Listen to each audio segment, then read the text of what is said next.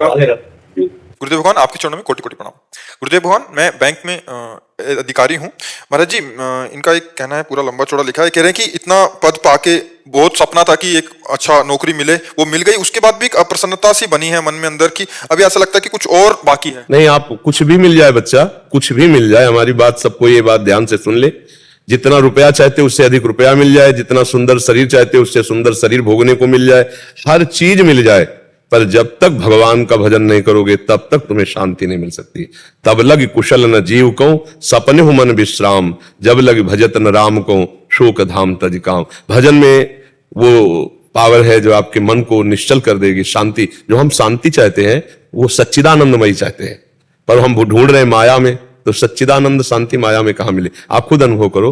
आप मान लो सरकारी नौकरी पा गए तो आपके पास सारे भोग हैं, पर तृप्ति तो नहीं है ना।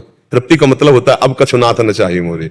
ये तो वही बोल सकता है जो भजन में लगा है, अन्यथा नहीं। इसलिए भजन भी करते जाओ और सांसारिक करते। साथ के जो ऑफिसर्स हैं वो कहते हैं कि कितना भी प्रमोशन ले लो, लाइफ में कितना भी आगे बढ़ जाओ, पर क्षमता बनी ही रहती है, संतुष्टि बनी ही रहती है। हाँ, बिना भगवान का भजन किए अगर भजन करोगे तो संतोष रूपी धन आ जाएगा, शांति, आपके हृदय में एक शीतलता, एक आनंद। यही तो हम कह रहे हैं। महाराज जी, बचपन में हमने सुना था कि सपना होता है, ड्रीम होता है डॉक्टर बनना, कलेक्टर बनना, बड़े बड़े पद पाना, पद पाने के बाद भी वैसे ही निरंतरता। बिल्कुल बिल्कुल बिल्कुल। हाँ, जब हमारे अंदर की मन की बात जांची जाए ना, तो ये पहले 100 चाहता है, 100 रुपया मिल जाए तो 1000 चाहता है, 1000 मिल जाए तो लाख चाहता है, लाख मिल जाए तो करोड़ चाहता है, करोड़ मिल जाए तो अरब चाहता है, अरब मिल जाए तो ये कभी रुकेगा नहीं। ऐसे ही ये भोग लें, ये भोग लें, ये भोग लें, अशांत रहता है। अगर वो शांत होता है तो भगवान का चिंतन, भगवान का भजन, भगवत लीला कथा सुनो, सत्संग सुनो और नाम जप करो और सारे कार्य भगवान को अर्पित करो, तब बच्चा शांति मिलेगी। भगवान, मेरा एक अंतिम ड्रीम बच गया है। मैं अब चाहता हूँ कि मतलब माता रानी की, राधा रानी की चरणों की सेवा भक्ति करूँ। आपको गुरु रूप में मैंने स्वीकार कर लिया। माता रानी ने 2 दिन पहले आपके लिए भेजा, तो बहुत मैं घर पे रोया था। मैंने सब चीज छोड़ कर एक अंतिम ड्रीम मैंने मतलब बना लिया है कि आप एक बार, मतलब मैंने आपके गुरु मान लिया। आप एक बार कह दो कि तुम मेरे शिष्य हो, निरंतर नाम जप। नहीं, सब मेरे बच्चा, देखो ऐसे कहना जैसे है ना, आप लोगों की भावना बहुत उत्तम है, लेकिन तुम मेरे शिष्य हो ये मैं नहीं कह सकता। तुम मेरे प्रभु हो, शिष्य भाव से आए हो, तुम्हारा स्वागत है। पर तुम मेरे शिष्य हो डायरेक्ट ये हम नहीं कह सकते। तुम मेरे प्रभु हो, इस रूप में आए हो, ये हम कहकर प्रणाम करते हैं आपको। और जो आपका प्रश्न, जो आपको आवश्यकता है, जो हमें गुरु प्रताप से मिला है, वो आपको देने के लिए तैयार है। अपने मुख से कह दीजिए कि हाँ ये निरंतर जपो, कोई रात जो भी आप। हाँ, अब देखो, जब हम अपनी बात हृदय की कहेंगे तो हमारा जीवन धन राधा राधा राधा राधा राधा राधा राधा वल्लभ श्री हरिवंश जपो या राधा राधा जपो, जो तुम्हें प्रिय हो इसमें खूब जपो, ये हमारा जीवन है। पर्सनल एक होता है ना, अब जैसे दवाई मांगी जाए कि ये दवा दे दे तो वो दे दिए, लेकिन उससे पूछे कि आपको क्या पसंद है, तब फिर अपनी बात बताए। तो ऐसे ही भवरोग की दवाइयां बहुत से साधन है, लेकिन जब पूछे आपको क्या पसंद है, तो राधा नाम है जीवन हमारा, राधा नाम प्राण आधार है, राधा नाम है कर्ता विधाता, राधा नाम पालनहार है, राधा नाम हम सबका पूज्य है, राधा नाम का पूजन करें, राधा नाम के ही ध्यान से हम शुद्ध अपना मन करें, राधा नाम के जप ध्यान से प्रेम बढ़ता जाएगा, राधा नाम ही हमें प्रेम में निकुंज में पहुंचाएगा। ये पूरी पूर्णता इसी से आ जाती है। राधा नामय कार्यम हिन दिन मिलतम साधना की कोटि। जो राधा राधा ऐसा रखते रहते हैं, करोड़ों साधनाओं का फल त्याज्य हो जाए, ऐसा प्रेम प्रकाशित हो जाता है। तो खूब जपो राधा वल्लभ श्री हरिवंश, राधा राधा राधा। और जो प्रश्न आपको हो, कभी एकांतिक में आकर उसका समाधान ले लिए, नाम जप करो। गृहस्थी में रहकर भगवत प्राप्ति की इच्छा होना बहुत दुर्लभ बात है। 83,99,999 योनि के बाद ये मनुष्य योनि मिला है, तो इसका यही एक अंतिम है कि हाँ बिल्कुल, अब इससे नीचे न गिरा जाए, इससे नीचे न गिरा जाए। अगर अवसर भी मिले तो अगला जन्म हो और हम फिर भजन करें, अगर हमारा अधूरा रह जाए, पर हम ऐसे जन्म न ले सुअर कुत्ता के कि जिसमें हम भगवान का भजन न कर पावे। फिर जन्म मिले, जैसे इतनी ऊंचाई में आ गए, अब इससे नीचे न गिरा जाए। तो इसीलिए भजन करो कि इसी जन्म में भगवत प्राप्ति हो जाए। अगला जन्म ही क्यों ले, पर अगला जन्म भी हो तो भगवान के भक्तों का सानिध्य मिले और पुनः भक्ति करके हम भगवान को प्राप्त हो, अन्य योनियों में न जाना पड़े। नहीं तो बड़ा कष्ट है। भजन बहुत बचाता है दुखों से। नहीं, ऐसा जीवों के साथ दुर्गति है। कैसे तुम्हें जिंदा पशुओं को जला करके लोग खा रहे हैं, इतना राक्षसी व्यवहार बढ़ गया है। जिंदा ऐसे पशु को जो वो तड़प रहा है, घंटों में मर रहा है, और इसके बाद वो जिंदा पशु करते उनको साथ साथ फल क्यों नहीं देता फिर भगवान? बस यही तो बच्चा, कुछ कानून का विधान, जैसे मान लो साथ साथ यहाँ दंड मिलने लगे ना, अब ऐसे कानून नहीं है। अब वो पहले चलेगा 2-4 साल मुकदमा चलेगा, 25-25 साल तक बच्चा मुकदमा चलता है, 25-25, 20-20 साल, इसके बाद सजा होती। आश्चर्य की बात है। तो अब समझो, यहां किया हुआ कार्य का दंड प्रारंभ से ही मिलना शुरू हो जाता है, दिखाई नहीं देता है। प्रारंभ से जलना हृदय से शुरू हो जाता है, फिर वो केस बनता है, फिर मुकदमा चलता है, फिर जीवन एक ऐसे करोड़ों असंख्य अपराध हमारे पूर्व जन्म के भी हैं। पर ये इतना बड़ा हिसाब किताब है कि मिलता तो है बच्चा। जैसे बंद कार और आग लग गई तो अब निकल नहीं पाए, पूरा परिवार जल गए। जैसे कार में बैठे खूब गाना सुनते चले जा रहे, ट्रक के नीचे पिचक के मर गए। अब आपको लगता है अरे यार ये वही लोग हैं जिन्होंने अपराध पूर्व में ऐसा जीवों के साथ किया, अब वो दंड कर्म आकर के दे रहा है। अब हम जानते नहीं, कर्म कर्म अवश्य में भोक्तव्यम कृतम कर्म, दंड तो मिलता है, पर अगर ऐसे मिलने लगे जैसे आप कह रहे हो कि इस कर्म का फल ये, तो लोग डर जाए, सुधर जाए। पर वो सिस्टम इतना बड़ा है कि अपने यहां भारत में नहीं हो रहा ना। अपने यहां कहां सिस्टम है? मतलब चोरी करेगा महीनों दौड़ भाग और फिर कहीं उसका जज के द्वारा तब सजा होगी, हिंसा करेगा तो 10 वर्ष मुकदमा चलता रहता है। तो ऐसे ही भगवान का बहुत बड़ा सिस्टम है। तो हो सकता है कि जो कर्म आज हुआ है वो किसी 10वें जन्म में जाके हमको दंड दे, जिसको हम जानते भी नहीं ये हमसे अपराध बना है, और वो मिलेगा जरूर, अवश्य में भोक्तव्य। बहुत अत्याचार पशुओं के साथ होता है, बहुत जीवों के साथ अत्याचार होता है। देखो जैसे देखा, जैसे सूकर आदि है ना, उनको ऐसे बांध दिए और ऐसे चाकू घुसेर दिए, और वो खून निकला, घंटों तड़प रहे, घंटों में मर रहे, कितना कष्ट। वो हम ही लोग है ना, हम ही लोग है। कर्म बिगड़ गए तो देखो अब ये जो कर्म कर रहे हैं ऐसे ऐसे भूने जाएंगे। माया ऐसे ही भूनती है। बिजली का करंट लगा, जिंदा आदमी ऐसे जल गया, ऐसे कपड़े की तरह। कौन है ये वही है जो जिंदा जला के खाए थे किसी जन्म में, तो भगवान ने देखो ऐसे जिंदा भून दिया। हर कर्म भोगना पड़ेगा जीव को, इसलिए बहुत सा 1 मिनट का कर्म हो सकता है कि 1 जन्म बर्बाद कर दे। 1 मिनट का कर्म, और 5-10 मिनट में तो हिंसा में विचार होता है, पूरा जन्म बर्बाद हो जाता है कि नहीं? किसी को कहता हूँ ना मत खाओ, तो कहते मैं बोलता हूँ गुरु जी को सुनो मत खाओ इन चीजों को, बोलते खा पी के तो मरना है। अच्छा मरने के बाद छुट्टी हो जाए तो चलो ये भी बात समझ में आ जाए, लेकिन मरने के बाद फिर जन्मना है और फिर वो कर्म भोगना है, वो अज्ञानी जीव नहीं जानते बच्चा। अलका जी, राधे राधे श्री। महाराज जी आपके चरणों में कोटि कोटि प्रणाम। महाराज जी एक बार आपने अपने सत्संग में कहा था कि भगवान सबके दिल में ही मौनी बाबा बनकर बैठे हैं, आज तक हमारी दुर्गति नहीं रुकी, नाम जप से हमें अपने अंदर उन्हें जगाना है। मेरा प्रश्न है कि क्या हम अपना सारा ध्यान दिल में केंद्रित करके नाम जप करके करें जिससे मौनी बाबा शीघ्र जाग जाएं, या कोई विशेष उपाय है महाराज जी? जब सामने नाम का दर्शन हो और हृदय में अंतर आवाज हो नाम की, और अंदर से ही कान सुने, तो बहुत जल्दी ऐसा भजन भगवत प्राप्ति कराता है। और ये अंदर अंदर की बात है कि हृदय से वही नाम राधा राधा, ये तुम वाणी से बोल के कह रहे हैं, आंखों के सामने वही दिखाई दे रहा है, कान वही सुन रहे हैं।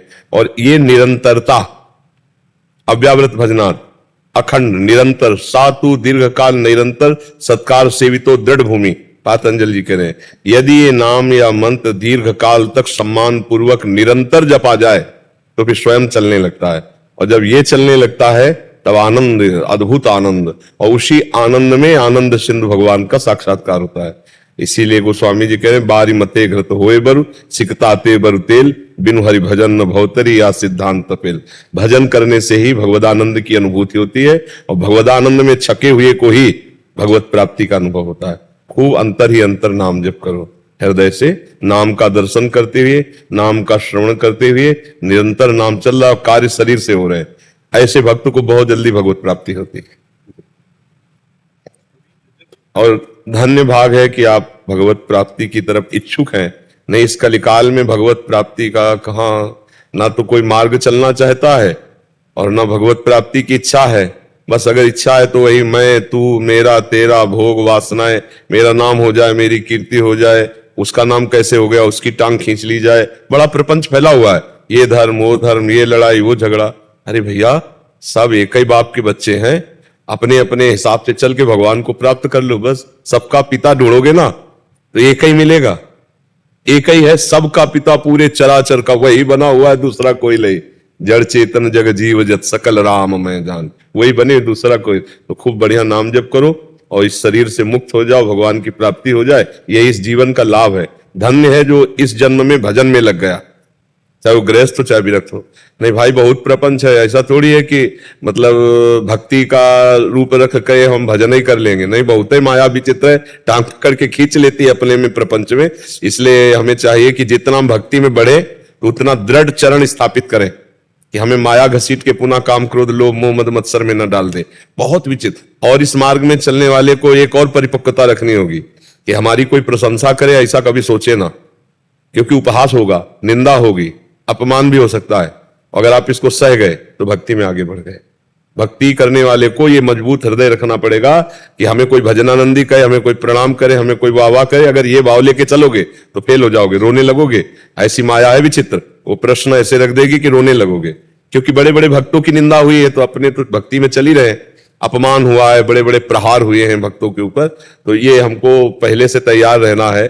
जो हमारे शरीर को, हमारे मन को दुख देने वाले हैं वो हमारे कर्म ही है, ये मान करके हम चुपचाप सहन करें, नाम जप करें और आगे बढ़ जाएं। और क्यों में तर्क वितर्क तो फंस जाओगे। माया बहुत प्रवीण है, निकलने नहीं देती, बहुत घेर के वो अपने अंदर में रखती है।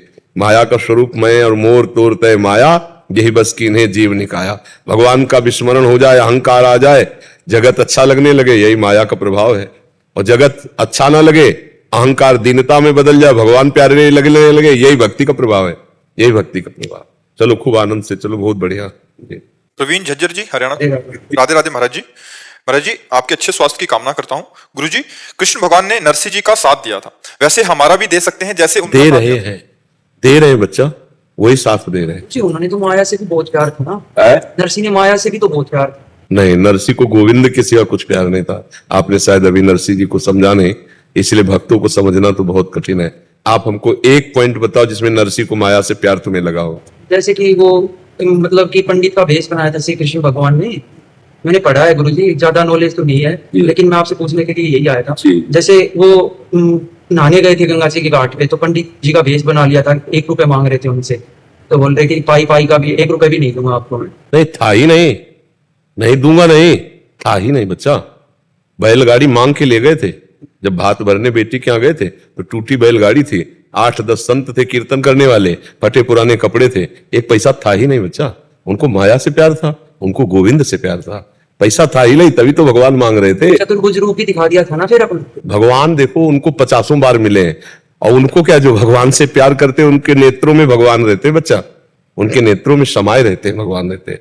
तो नरसिंह जी को भगवान ने जो प्यार किया उसका एक कारण है कि भगवान के सिवा नरसिंह जी किसी से अपनापन नहीं रखते थे, ना पुत्र से, ना पुत्री से, ना पत्नी से।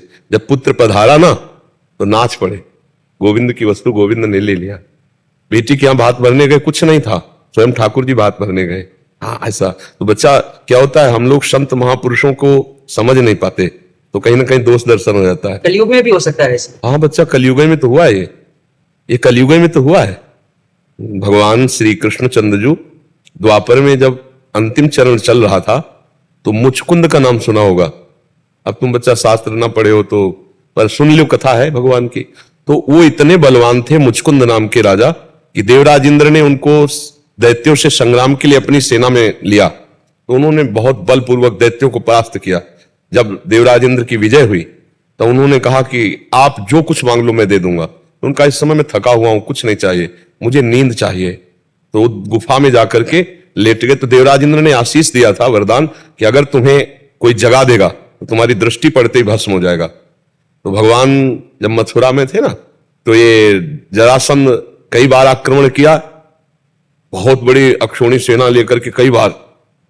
भगवान बलराम जी हर सेना को नाश करके उसको जब मारने को होते तो भगवान श्री कृष्ण से छुड़वा देते। तो एक बार नारद जी ने, काल यवन था बड़ा वीर, तो नारद जी से पूछा कोई बलवान है मेरे साथ जो लड़ सकता है? बोले हाँ, भगवान श्री कृष्ण है मथुरा में, आपसे लड़ सकते हैं। तो इधर जो है काल यवन कई लाख मलेच्छों की सेना लेकर भगवान पर आक्रमण किया, उधर तैयारी जरासंध कर रहा था। तो भगवान ने सोचा कि इसका उद्धार मुचकुंद से करवाएं चल करके, क्योंकि इधर हम लड़ने में लगेंगे तो उधर वो आक्रमण करके पूरी मथुरा को घेर लेगा। तो भगवान का वो इंतजार नगर के बाहर ललकार रहा था काल यवन, तो देखा पीताम्बर धारण किए हुए भगवान ने, तो वो समझा करके हमसे बात करेंगे, भाग पड़े भगवान, रण छोड़। भगवान तो ऐसे लड़ पड़ा, और उनकी लीला थी, वो पीछे दौड़ा के अरे श्री कृष्ण तुम्हारी इतनी महिमा है और तुम हमारे योद्धा, हमारे जैसे योद्धा को पाकर युद्ध ना करके पीठ दिखा के भाग रहे हो, रुक जाओ।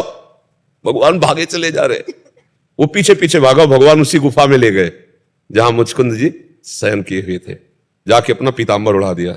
और थोड़ा पीछे था, भाग के गया तो उसने कहा अच्छा हमको यहां दौड़ा के लाया, खुद पीताम्बर और तान करके और सो रहा है। एक चरण प्रहार किया काल यवन ने, ये चरण प्रहार किया, फिर उठ गए मुचकुंद, ये दृष्टि पड़ी, फिर आग लग गई, भस्म हो गया। जब भस्म हो गया तब भगवान प्रकट हुए। भगवान को देखकर बहुत आनंद मगन हुए, बड़ी स्तुति की, वंदना की। कहा प्रभु ये कौन था जो भस्म हो गया? तो बताया कालियावन था। तो उनका प्रभु आपके दर्शन का फल है आपकी प्राप्ति निरंतर, आप हमें कृपा करें। तो उनका हमारा दर्शन तो हो गया है, पर हम चाहते तुम एक जन्म और लो और मेरी भक्ति का प्रकाश करो। तो वही मुचकुंद जी जो महाराज है वही नरसिंह मेहता के रूप में अवतरित हुए और भगवान की विशुद्ध भक्ति, बड़े जोर की भक्ति का प्रचार प्रसार। बड़े विरोधी लोग उनके भी थे, भक्तों का विरोध करने वाले होते हैं, वो जो शुद्ध भक्ति नहीं होती उनके हृदय में जलन होती, तो अब भक्तों की वो निंदा करने लगते हैं, भक्तों को गिराने की चेष्टा करते हैं, भक्तों को मारने की चेष्टा करते हैं। ये भगवान की लीला है। तो महापुरुषों को जानने के लिए जब तक हम महापुरुषों का संग नहीं करेंगे, भजन नहीं करेंगे, तब तक हमें दोष दर्शन हो जाएगा। जैसे आपको होगा कि नरसिंह मेहता को माया, नहीं नहीं नहीं, एकदम गोविंद के अनन्य थे, एकदम गोविंद के अनन्य। बहुत ऐसा महापुरुष युगों में होता है, जैसे नरसिंह मेहता थे, मीरा जी, ये युगों में होती हैं, ऐसे कोई ऐसे साधारण भक्त थोड़ी है। हाँ भगवान के नीचे, समझ गए आप जी। वरुण जी मुंबई से। राधे राधे गुरुदेव भगवान जी। गुरुदेव आपके चरणों में प्रणाम। गुरुदेव मैं आपका सत्संग वार्तालाप केवल 10-11 महीने से यूट्यूब के माध्यम से देख रहा हूँ। आपकी वाणी से सब बुरी आदतें और व्यभिचार छोड़ दिया है। जीवन में हमेशा स्ट्रगल आ जाता है, समझ नहीं आता क्या करूं, कहाँ जाऊं। इन 3-4 साल में मैं शून्य हो गया हूं। अभी भी मेरे सिर पर बहुत सारा कर्ज है। महाराज जी मैं क्या करूं? राधा नाम जपने की कोशिश भी कर रहा हूं। इस विषय में हमारी सामर्थ्य नहीं है, क्योंकि आपका व्यापार कैसे चले, आपका कर्जा कैसे मिटे, आप कर्जा लेते समय हमसे पूछा थोड़ी था। आपने जो अपने मनोरंजन की, विषय विलासता की, उस समय आपने हमसे आदेश थोड़ी लिया था। तो जो हम कर्म करते हैं उसे हमें भोगना पड़ता है। अब आज राधा नाम नई फसल तैयार हो रही है। अब किसान आज बो दे और कह दे कि हमको 40 मन 2-4 दिन में काटने को मिल जाए, बार बार खोदे तो बीज भी नष्ट हो जाएगा, उसको एक दाना नहीं मिलेगा। 5-6 महीने मेहनत करके वो अपनी फसल को सुरक्षित जब लगता है तब 40 मन 1 बीघा में काटता है। आज आपने भक्ति शुरू की है, आप सोचें कि हमारा कर्जा मिट जाए, हम जो चाहे वो सब प्राप्त कर लें, असंभव। क्योंकि जब शरीर निर्माण हुआ था तो हमारे कुछ पाप और कुछ पुण्य दोनों से मिश्रित शरीर बना था, और जब हम इस शरीर में आए तो कुछ पुण्य और कुछ पाप फिर बन गए, शुभ अशुभ बन गए। तो अवश्य में वो भोक्तव्यम कृतम कर्म शुभाशुभम, आपको अपने कर्मों को भोगना पड़ेगा जो आप कर्म करते हैं।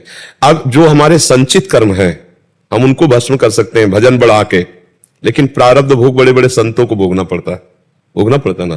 तो हमारे पास ऐसे उपाय, जैसे ऐसी चर्चाएं कि अमुक कार्य करो आपका कर्जा मिट जाएगा, अमुक कार्य करो आपको नौकरी मिल जाएगी, अमुक कार्य करो आपका मुकदमा जीत जाएगा, या अमुक कार्य करो आपके सब काम, ऐसी हमारे यहाँ चर्चा नहीं होती। हमारे यहाँ चर्चा होती है कि आपको श्यामा श्याम की प्राप्ति कैसे, और श्यामा श्याम की प्राप्ति के मार्ग में चलने मात्र से सारी कामनाएं अपने आप पूर्ण हो जाती हैं। सतमार्ग में जैसे मूल को पकड़ो ना, मूल में जल चढ़ा दो तो डाल में, पत्ते में, पुष्प में, फल में सब जगह पहुंच गया। ऐसे हमारी जो चर्चा होती है वो मूल की होती है, भगवत प्राप्ति की होती है। जीव भगवत प्राप्ति करके परम सुख को प्राप्त करे, इसलिए हमारी चर्चा होती है। अब हमको टुटका टोना और जंतुर ये सब आता नहीं कि आप ये जंतुर बांध लो, कुछ दिनों बाद आपका कर्जा मिट जाएगा, ऐसे तो ऐसा तो हमारे पास कुछ ऐसा जुगाड़ है नहीं। मुझे लगता है कि अगर नाम जप करते रहे तो इस जन्म का कर्जा क्या अनंत जन्मों की बिगड़ी बन जाएगी, विश्वास करके। पर हम ये नहीं कह सकते कि इससे तुम्हारा कर्जा माफ हो जाएगा, और हम ये जरूर कहते हैं कि इस जन्म का क्या, करोड़ों जन्मों का ऋण मुक्त हो जाएगा। देव ऋण, पितृ ऋण, ऋषि ऋण, मातृ ऋण, सबसे यदि हम नाम जप करें और प्रियाजू को पुकारें तो उनकी कृपा से सब कुछ सुलभ हो सकता है। पर अपने को अब आचरण ठीक करने पड़ेंगे, अब आचरण सुधारने पड़ेंगे। पीछे की खेती बहुत खराब है, आगे की फसल हमारी अच्छी है, मिलेगी, पर अभी जो पीछे का बोया हुआ है उसे हमें काटना पड़ेगा। इतना ज्ञान है नहीं आप में, इतना तप है नहीं, भजन है नहीं कि उसे आग लगा दो। ज्ञान के द्वारा सब कर्म संस्कार भस्म कर दिए तो फिर अवश्य में भोक्तव्य फिर भोगना पड़ेगा। तो धैर्य रखो। कर्जा लेकर के अपनी उन्नति के लिए जो चला जाता है बहुत धोखे का खेल है। कर्जा लेकर अगर व्यापार किया जाए, कर्जा लेकर वासनाओं की पूर्ति की जाए तो हमें लगता है इसमें मूढ़ता ही है, क्योंकि व्यापार में हानि हो गई तो कर्जा वो हो गया और ऊपर से हानि का दुख भोगो। तो देहाती भाषा में कहते हैं उतने पैर पसारो जितनी लंबी चादर हो। तो अपनी चादर से ज्यादा पैर क्यों पसार दिए? किसी से सलाह नहीं ली, किसी महापुरुषों से। कर्जा तो बिल्कुल लेकर व्यापार आदि नहीं करना चाहिए। नहीं कर्जा चुकाने के लिए दूसरा लिया, दूसरा लेने के लिए तीसरा लिया, तो ऐसे एक गलती छुपाने के लिए दूसरी की, दूसरी छुपाने के लिए तीसरी, इसी में तो हम फेल होते जाते हैं, इसी में तो हम बनते जाते हैं। आप सुधार कर लो, आप सुधार कर लो, सब सुधर जाएगा। भगवान बड़े कृपालु हैं, उनका आश्रय लो, नाम जप करो, अच्छे आचरण करो, मेहनत करो, कम खर्चे से जियो, पैसा बचाकर कर्जा पूरा करो। नहीं, हम तो ऐसा कोई जादू, ऐसी आशा रखते हो क्या? महाराज जी आप हृदय हो मेरा, आप मेरा जीवन हो, आप जो सलाह दोगे वो मेरे लिए प्राण प्रिय है। अब असली बात ना, हमने कभी कर्जा लिया ना कभी लिपटा मांगा खाया और भजन किया। तो अच्छा, इस विषय का विज्ञान है ले। अब हम मतलब इस विषय में घुसे होते तो हमें सब पता होता कि यार ऐसे से ऐसे, हम तो यार मांगा है खाया है और जिंदगी में भजन किया, तो वही भजन की बात बताते और शास्त्रों की बात बताते। और तो हमें संसार का ज्ञान आप लोगों से हो रहा है, बहुत बहुत संसार का ज्ञान आप लोगों से हुआ है। नहीं, हम गंगा किनारे का आदमी, हमको ज्यादा ज्ञान नहीं था। ज्यादा बुद्धि हमारी जो संसारिकता को जान पाई वो आप लोगों से जान पाए। ये नए नए बच्चे जो सब साधु बने, इनके द्वारा हमें जानकारी हो पाई। नहीं तो बहुत एकदम एकांतिक जीवन था। अभी तो भगवान की लीला है कि वो सेवा देर करवाना चाह रहे, इसलिए। नहीं तो एकांतिक जीवन था, मांगना खाना बस रात दिन अपनी श्री जी के। तो इसलिए मुझे लगता है भैया, अगर आप हमें हृदय मानते हो तो हम आपको ये जरूर बताते हैं कि भगवान का आश्रय और भगवान का स्मरण ये सब दुखों से बचा लेता है। हरि स्मृति सर्व विपदि मोक्षणम, भगवान की स्मृति समस्त विपत्तियों से, भगवान का विस्मरण ही समस्त विपत्ति है। का हनुमंत विपत्ति प्रभु सोई, जब तो सुमिरन भजन। तो नाम जप करो, अच्छे आचरण करो और भगवान का भरोसा रखो और मेहनत करो। जो अर्थ आप विलासिता में खर्चा करते हो उसे कम करो और कर्जा पटाओ धीरे धीरे। परेशान होने की जरूरत नहीं, ठीक है। हाँ, क्योंकि मतलब जैसे हम इसलिए बोल दिया कि अभी कई लाखों लोग सुनते हैं, तो किसी को ये लगता हो कि बाबा हमको कुछ राख दे देंगे, कुछ जंतुर बांध देंगे तो हमारा कुछ। हमारे यहाँ केवल भगवत चर्चा होती है और ना ऐसा कोई टुटका, ना किसी तरह का ऐसा कुछ। पर नाम जप करो, भगवान के आश्रित रहो, सतमार्ग में चलो, अच्छे आचरण करो, इसी से सब ठीक हो जाएगा। और हमें विश्वास नहीं है। हमारे लिए तो बाबा आपकी वाणी ही जंतुर है, हमारी वाणी ही राख है हमारे लिए। महाराज जी एक समय ऐसा भी आया था, आत्मदेह का भी ख्याल आ गया था, बट आपकी वाणी और आपका स्मरण उसने संभाल लिया महाराज। हाँ, नहीं, आप आगे बढ़ो अध्यात्म में, आप दुखी मत हो। ये हमारी लाडली जो ऐसी है, ऐसी कृपालु है कि आप खुद देखना, वो सब बानक बना देती है जिससे जीव का निस्तार हो जाए, परम मंगल हो जाए। हम सब अधम ही हैं, हम सबसे गलतियां होती हैं, पर वो प्रभु अगाध ज्ञान समुद्र है, लाडली जो कृपा समुद्र है, उन्हीं से काम बनता है। आप चिंता न करो, जिसने आकर प्रभु को, तो वो हर उपाय उन्हीं के हाथ में है। कहते हैं ना, ऊपर वाला जब देता है तो छप्पर फाड़ के देता है, ले कहां से कैसे विधान बना देता है वो बला देता है। आप निश्चिंत रहिए, हाँ बिल्कुल आनंदित रहिए, भगवान के भरोसे रहिए, नाम जप कीजिए, भगवद आश्रित रहिए। कोई रास्ता ऐसा निकल आएगा जिससे हर समस्या का समाधान हो जाता है। देखो, मिले तो आप हो आज, लेकिन मिलने के पहले ही समस्या का समाधान श्री जी ने करवा दिया कि नहीं। आप कह रहे आत्महत्या करने की हम सोच रहे थे, हम ऐसा गलत सोच रहे थे, जब सत्संग मिला तो आप बदल गए। आप आज तो सामने बैठकर सुन रहे हो, तो विश्वास करो आगे और हमारा प्रकाश होगा, आगे उन्नति होगी। और आज दुख है तो ये रहेगा नहीं, अगर आज सुख है तो अभिमान मत करो, ये भी नहीं रहेगा। जैसे दिन नहीं रहता रात आती है, रात नहीं रहते दिन, ऐसे सुख दुख का चक्र चलता रहता है। आप बहुत सावधान होकर रहिए, नाम जप कीजिए, कोई व्यसन मत कीजिए और किसी भी तरह किसी को दुख ना पहुंचे, बस ये ध्यान रखिए। तो मालिक इतना कृपालु, अपने आप ऐसी व्यवस्था कर देगा कि सब चलता है। बिल्कुल आप विश्वास कीजिए, ये सब सृष्टि भगवान से ही चल रही। हम लोग अहंकार में है, इसलिए हमको करना लगता है कि मैंने किया। सब कुछ करता धरता हरि ही है, वही कर रहे हैं। ये बात समझ में आ जाए तो हम अभी निश्चिंत हो जाए। गौतम ऋषि जी, राधे राधे। जय गुरुदेव। गुरुदेव आपके चरणों में कोटि कोटि प्रणाम। प्रभु जी, कुछ 3-4 साल पहले परमात्मा की इतनी कृपा हुई कि अपने अहंकार को टूटते हुए देखा। तब जाना कि मैं हुई नहीं, बस मन ही था। तब से महाराज जी इतना कायर हो गया है मन की, बहुत कमजोर हो गया। प्रभु मार्गदर्शन दो कि इस कायरता डर का। नहीं, कायर नहीं होना चाहिए, पर यह बात अच्छी है, अहंकार का टूटना भगवान की शरणागति का हेतु होना चाहिए।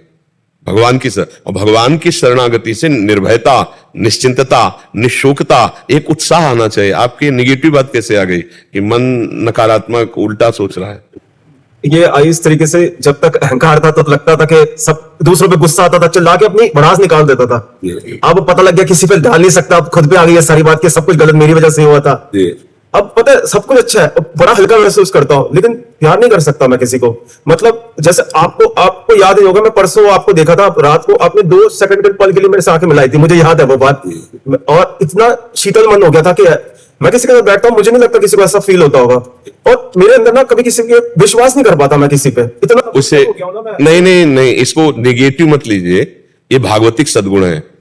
उदासीनता आना, एकमात्र भगवान पर विश्वास रहना, मन का संसार से निराश हो जाना, किसी से कहीं कोई भी प्यार ना होना, ये तो बहुत बड़ी कृपा है। आप इसे क्या समझते हैं?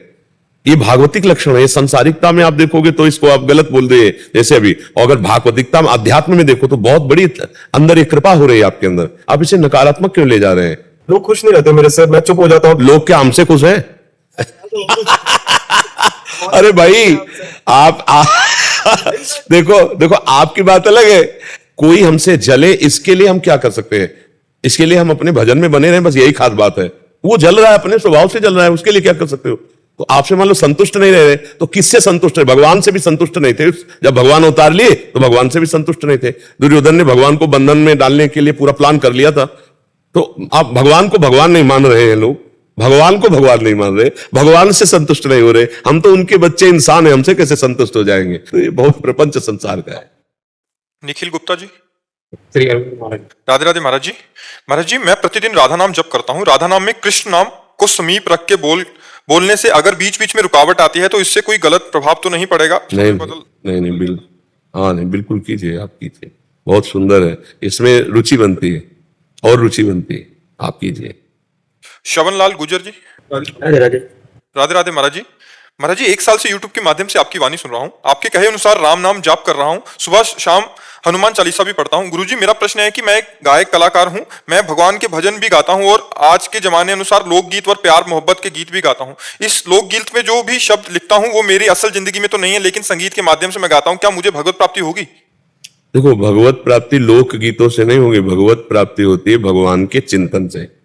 अंदर ही अंदर आपके जो भगवत चिंतन होता है उससे भगवत प्राप्ति होती है। जैसे हम बहुत बढ़िया गा लेते हैं और हमारा अंदर से चिंतन भागवतिक नहीं है, और हम पद भी गा रहे हैं जो भागवतिक है, लेकिन चार को रिझाने का है, तालियां सुनने का है, रुपया लेने का है, वो व्यापार है, ना कि भगवत प्राप्ति की साधना। आप हमारी बात को समझे?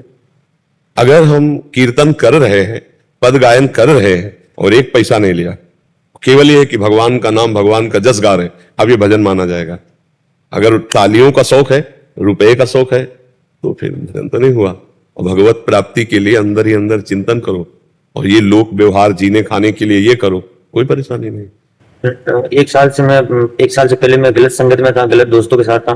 फिर मैंने बजरंगबली कसम खाई थी, सबका साथ छोड़ दिया, अकेला हो गया 6 महीने के लिए। मैं 6 महीने के माध्यम से मैं अकेला हुआ था। फिर मैंने आपके यूट्यूब पे देखने लगा। फिर से वहीं से मैंने राम नाम जाप चालू कर दिया और सब संगत छोड़ दी। हाँ, अब सब सुधर जाएगा, आप चिंता मत। और अभी मैं ये जैसे भगवान का भजन ही गाऊं, ये छोड़ दूं? नहीं, गाना मत छोड़िए, आप गाइए, लोकगीत भी गाइए। क्योंकि जैसे जीने के लिए हम फावड़ा चलाते हैं, जीने के लिए हम कपड़े की दुकान करते हैं, जीने के लिए हम नौकरी करते हैं, ऐसे जीने के लिए, जीवन जीने के लिए अर्थ चाहिए। अर्थव्यवस्था के लिए हम कायर होकर थोड़ी बैठेंगे। खूब बढ़िया बढ़िया गाओ, लोकगीत गाओ, भजन गाओ, पर वो अर्थ के लिए, भगवत प्राप्ति के लिए अंदर ही अंदर जो नाम आप जप रहे, ये नाम भगवत प्राप्ति कराएगा। अंदर ही अंदर नाम जप करो, क्योंकि उसका हम दाम लेते हैं, उसका हम प्रभाव, तालियों का सुख लेते हैं, वाहवाही का सुख लेते हैं, तो वो भगवत प्राप्ति में असमर्थ है। समर्थ है अंदर जो राम राम जप रहे हो, यही भगवत प्राप्ति कराएगा। सूर्यकांत पल्या जी, गुरुदेव भगवान, आपके चरणों में कोटि कोटि नमन। भगवान, 1 साल से पहले तक मेरा जीवन भोगों और प्रपंचों से घिरा था। ना कोई नाम जप, ना कोई भगवत सेवा। इस शरीर के माता पिता पत्नी सेवा पूजा की बोलती तो मैं मना कर देता था। भगवान, 1 साल पहले आपकी कृपा हुई, आपकी वाणी से राधा नाम की महिमा को जाना और राधा नाम से प्रीति हो गई। आपसे ये भी जाना कि हमें मनुष्य देह भगवत प्राप्ति के लिए मिली है। भगवान, तभी से आपको गुरु मानकर आपके ही बल से, आपकी कृपा बल से नाम जप शुरू किया। भगवान, कुछ समय से नाम जप सही से नहीं हो पा रहा, बढ़ ही नहीं रहा। ऐसा प्रतीत होता है जैसे कम हो रहा है। कई घंटे बिना नाम के भी निकल जाते हैं। तो कई घंटे, तो इसमें थोड़ा सावधानी है। कई घंटे तो बहुत बड़ा समय होता है। मतलब ये सब चल रहा, चलता तो सिद्धों का है। साधकों को जबरदस्ती जपना पड़ता है। बच्चा जबरदस्ती राधा बोलने में क्या जाता है? हम कह रहे मन नहीं लग रहा, तो चल रहा है ना राधा राधा। अब सिद्ध बनने की कोशिश करो कि मन ही से चले। तो अभी पहले हमको अनर्थ की निवृत्ति करनी है, पाप नष्ट करना है, तो हमें बलपूर्वक नाम जपना होगा, राधा राधा राधा। और ध्यान करो, किसी वैष्णव का अपराध तो नहीं बन गया है। किसी की निंदा, किसी का ऐसे अवहेलना, किसी वैष्णव की हंसी मजाक कर देना, इससे अपराध बन जाता है। और कोई अभक्ष पदार्थ खा लेना, इससे भी भजन में त्रुटि हो जाती है। और कभी कभी तमोगुण के प्रभाव से भी भजन में रुचि नहीं रहती। तो हमको ये देखना है कि हमारा भजन किस कारण से रुका है। खान पान अशुद्ध, कुसंग, किसी की निंदा की, या हमारे अंदर तमोगुण बढ़ रहा है। अगर तमोगुण बढ़ रहा है, खान पान अशुद्ध है, तो नाम कीर्तन करना चाहिए। कीर्तन से बहुत जल्दी ठीक हो जाता है। जोर जोर से भगवान नाम कीर्तन करना। और जब मन सतोगुण शांत होता है तो अपने आप भजन में लग जाता है। तो ये देखो, अपराध तो नहीं बना किसी संत का, जानकारी नहीं क्या अपराध हो गया पता नहीं, बड़ा मन पिछले क्या था नहीं पिछले देखो, पहली बात तो है कि इतने घबराने की जरूरत नहीं, हर बात का समाधान है। हम इतना टूट क्यों जाएं? टूटने की बात थोड़ी, न रोने की बात है। इसमें हमको विचार पूर्वक चलने की बात कि मेरे से त्रुटि कहां हुई। जो अगर त्रुटि नहीं हुई तो हम फिर प्रयास करते हैं भजन करने का, क्योंकि बहुत जन्म से बिगड़ेल मन है, भोगों में बहुत उसको अच्छा लगता है, भगवान की तरफ अच्छा नहीं लगता है। तो धीरे धीरे इसे भगवान में लगा दें हम तो अच्छा लगने लगेगा, और जब भगवान अच्छे लगने लगेंगे तब आप बहुत आनंद में डूब जाएंगे। पर पहले थोड़ा युद्ध करना पड़ेगा। ये मन जो भोगों में जा रहा है इसे बार बार हटा के नाम में लगाना पड़ेगा, राधा राधा राधा राधा, तब आनंद आ जाएगा। ठीक है। जैसे गुरु जी 4 बजे उठते हैं ना सुबह, तो बोलता है एक बार 10 मिनट सो ले यार। हाँ, मन ऐसे कहता, हाँ ऐसे, पर उस समय फिर कपड़ा फेंक देना चाहिए। 10 मिनट अगर रनिंग करने के लिए जा रहे हैं यार, आजा स्टाल करने, ऐसी ऐसी बातें बता। हाँ, उसकी बात वो माने जो अपने अनुकूल हो। हर बात मन की सलाह ना माने। मन की सलाह मानने वालों से ही जेल भरी है। मन की सलाह जो माने ना, वही दुर्गति को प्राप्त होते हैं। भजन करते हैं, बैठ जाते हैं, फिर कहते हैं यार बहुत हो गया। हाँ, नहीं, उसकी बातें ना सुनो, नियम से बांध करके भजन करो, तब इस पर विजय प्राप्त है। जी। राकेश गुप्ता जी। राधा वल्लभ श्री हरिवंश। राधे राधे महाराज जी।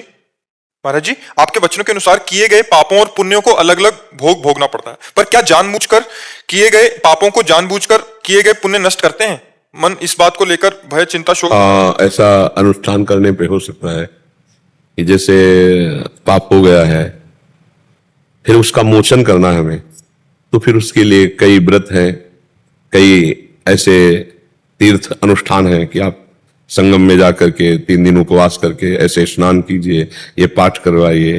तो कई ऐसे अनुष्ठान, जैसे ब्रह्म हत्या हो जाए, परिस्त्री गमन हो जाए, कई तरह के महत् पाप हो जाए, यदि हो गए हैं और वो जीव अब अंदर से व्याकुल हो चुका है कि मैं अब कभी गलती नहीं करूंगा, लेकिन इसका प्रायश्चित होना चाहिए, तो फिर श्रीमद् भागवत महापुराण का जैसे पाठ है, और संतों को उनकी सेवा कर देना, तीर्थ यात्रा में जाकर के ब्राह्मणों को बुलाकर विविध शास्त्रों के अनुष्ठान करवाना शास्त्र पद्धति से, तो फिर पाप का प्रायश्चित हो जाता है। या स्वयं जैसे चंद्रायण व्रत है, बड़ा कठोर व्रत, इससे बड़े बड़े पापों का शमन हो जाता है।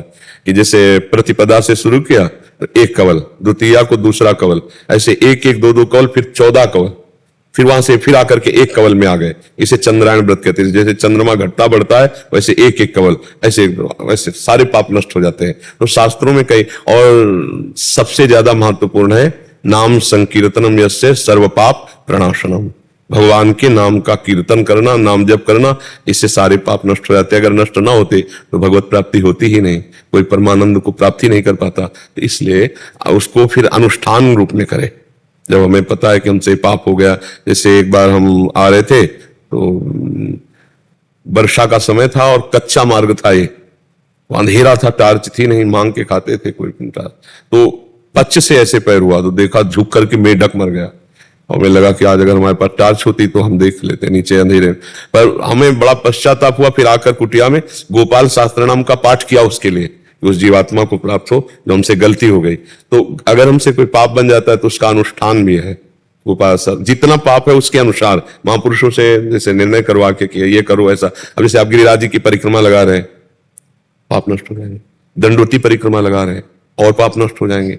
जितना कष्टपूर्ण तीर्थवास, जितना कष्टपूर्ण व्रत, जितना कष्टपूर्ण हम साधन करते हैं, उतने पाप भस्म हो जाते हैं। ऐसा होता है। महर्षि दैनिक क्रिया में मैं नौकरी में हूं, तो वहां नौकरी में इस प्रकार के पाप हैं जो हमें पता है कि हमसे हो रहे हैं और हमारी मजबूरी है वो करना। अब उनसे हम बच के नहीं निकल पा रहे हैं, तो उनको हम इस प्रकार से कम करने का प्रयास करते हैं। जैसे कोई अनैतिक धन है तो उसे हम कहीं दान पुण्य में लगाएं। नहीं, वो फिर नहीं ठीक रहेगा। हमारी बात को आप समझिए कि अगर जैसे आपने किसी संत को रुपए दे दिए तो अधर्म से आए हुए धन से वो जब संत प्रयोग करेंगे तो उनकी बुद्धि में अधर्म का ही प्रकाश होगा, अधर्म ही बार बार प्रेरित करे, गंदी बातें प्रेरित करेंगी। हाँ, ये जरूर है कि अगर अधर्म का पैसा हो तो रोग निवृत्ति के लिए अस्पताल में दे दे या गौ सेवा में दे दे, ये तो चले, लेकिन संतों को अधर्म का पैसा न दे, नहीं तो बुद्धि संतों की खराब हो जाएगी और भजन में बाधा। जरूरतमंद व्यक्ति को, जरूरतमंद किसी व्यक्ति को कोई आवश्यकता हो, हाँ ऐसा भी कर सकते हैं। ऐसा, पर हमें लगता है प्राथमिकता पहले 2 की दें। एक तो औषधि, जहां ऐसे चैरिटेबल है जहां मतलब फ्री में डॉक्टरी की जाती है, या गौ सेवा, गौ समर्थ है वो सब खा पी के, तो हमें लगता है कि ऐसा कर लो। लेकिन कोशिश ये करो कि जैसे कोई गरीब आदमी है, उससे पैसा लिया गया या किसी भी तरह उससे धन तो उसकी हाय साथ में आएगी, वो दान पुण्य करने से भी नहीं जाएगी। आप कह रहे हैं कि ऐसी व्यवस्था है, आप कह रहे हैं ना कि ऐसी हमारी विवशता है, हाँ, तो हम उसके लिए नहीं तो हमें लगता है कि ले ही क्यों, गंदा हाथ करे ही क्यों, क्यों गंदा हाथ करे? जब हमें धोना ही है तो गंदा हाथ ही हम क्यों करें? जब हमें देना ही है किसी को तो हम गंदा हाथ क्यों करें? जहां गरीब लोगों की अव्यवस्थाएं हैं उन व्यवस्थाओं में उनको लगा दो। वैसे कोशिश रखना कि कभी किसी गरीब का धन ना आ जाए, नहीं उसके साथ उसका दुख आता है, उसकी हाय आती है, वो बहुत खतरनाक होती है। देखो, जो धनी मानी है तो उनको कोई फर्क नहीं पड़ता, लेकिन गरीब आदमी, किसान आदमी 1,50,000 में लुट जाएगा, क्योंकि वो खेती कर रहा है, उसके पास इतना धन नहीं है, और फिर वो जब धन आएगा तो वो नष्ट करना शुरू कर देगा, वो शांति भंग कर देगा। मुझे तो लगता है वैसे प्रायः बचना चाहिए, नहीं लेना चाहिए। महाराज, बहुत बदलाव आया है। पहले हम पूरी तरह से इन चीजों में लिप्त थे, लेकिन 1 साल से ज्यादा हो गया आपके शरण में आए, जीवन में बहुत बदलाव आया है। पूरी तरह तो नहीं सुधर पाए, लेकिन पर धीरे धीरे, और देखो, रिंच टाइट करते जाओ और एक एक चूड़ी। कोई भी गलत कार्य होने पर ऐसा लगता है जैसे हमारे अंतरात्मा पे श्री राधा राधा राधा लिखा हुआ है, और गलत काम होती है ऐसा लगता है जैसे किसी ने पाइपलाइन लगा के धो दिया हो। बिल्कुल बिल्कुल बिल्कुल बिल्कुल बिल्कुल सत्य है, बिल्कुल सत्य है आपका अनुभव। पर बहुत अच्छे आदमी हो, आगे बढ़ो आप। हम देखो, आगे बढ़ो, हिम्मत करो, असत रूपी दलदल से निकलो, गंदी बात रूपी दलदल से पूरे निकल जाओ। मनुष्य जीवन निकलने के लिए मिला है, फंसने के लिए नहीं मिला। हम कह रहे हैं जब हमें हाथ धोना ही है तो हम गंदा क्यों करें? जब हमें देना ही है तो हम दूसरे से ले क्यों? सबसे बढ़िया बात है। हाँ, तो आप देख लो, जिसमें किसी को दुख न पहुंचे और उसके द्वारा जो प्राप्त हो दूसरों को सुख पहुंचे, तो देख लो। इसमें अब हमें तो उस विषय का ज्ञान है नहीं, पर इतना जरूर है कि जहां हम अधार्मिक पैसे की वो हमारी बुद्धि को निगेटिव ले जाता है, परमार्थ विहीन हमारे विचार आने लगते हैं, भोग वासनाएं बढ़ने लगती हैं और अशांति वाली बातें आने लगती हैं। तो जहां तक हो सके धर्म से चलने की चेष्टा करो, और जब ऐसा कुछ हो तो ऐसी जगह दे दो जैसे हजारों गौएं भूखी प्यासी, तो उनकी पानी की व्यवस्था, भोजन की व्यवस्था ऐसा कर दे। या बहुत से ऐसे लोग हैं कि ऐसे रोग से पीड़ित हैं और औषधि की व्यवस्था नहीं, तो जहां ऐसी व्यवस्था वहां थोड़ा सहयोग कर दे, ऐसा कर दे।